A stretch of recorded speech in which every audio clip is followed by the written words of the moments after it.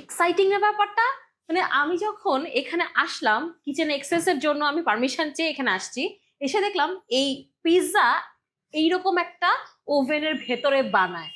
এখানকার যে শেফ, উনি হচ্ছে রেস্টুরেন্টের ওনার, এবং উনি উনি নাকি মালয়েশিয়া, সিঙ্গাপুর আর ইটালিতে ছিল। ওখান থেকে উনি অনেক বছরের এক্সপিরিয়েন্স নিয়ে আসছে। উনাদের পিৎজাটা জাস্ট দেখেন, এইরকম পিৎজা আমার মনে হয় না অন্য কোথাও আর পাওয়া যাবে।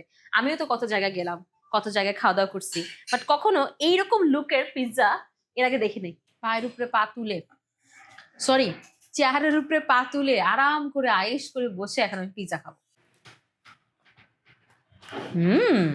ম্যাডম্যাক্স পিৎজা, মানে যারা হচ্ছে ঝাল পছন্দ করেন বা ঝাল অনেক খেতে পারেন, তাদের কাছে এই পিৎজাটা অনেক বেশি ভালো লাগবে। ওনাদের কোনো খাবারে ঝাল নেই, বাট এটা মারাত্মক ঝাল, বুঝে শুনে অর্ডার করতে হবে। ইয়েস, ইটালিতে নাকি এরকম ক্রাসবান পিৎজা বানায়, মানে হচ্ছে এরকম পোড়া পোড়া থাকে, এরকম সাইড দিয়ে হচ্ছে ফোলা থাকে। সো আমি জানি না, আপনারা জেনে থাকলে অবশ্যই জানাবেন।